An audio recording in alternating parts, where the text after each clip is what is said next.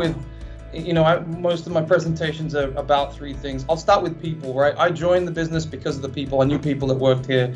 I met and interviewed with folks. I've met great people as part of being here. So that's number one, I think. And that's a big draw card for when you want to join a company. You want to know that there's good people, and a lack of, and these people that we hire, you speak to them after a couple of months, and I do a check-in, like, hey, the people here are fantastic. Like, it's a difference to where I used to work, where it's not. So that's great, right? So the people is number one. I think the second is the position we are in as a company, right? So the space and the position we're in. We got great tech, great financials, great position in the marketplace. And then lastly, it's the timing. It's the timing of us being at the certain size that we are, to be able to be small in terms of how we can be nimble operating, but very large when we go out and talk to our partner and customer base. So, as a person aspiring to work in a business, they're kind of the things I tick off, and that's what makes it, very, very pleasurable to be here and work at the company.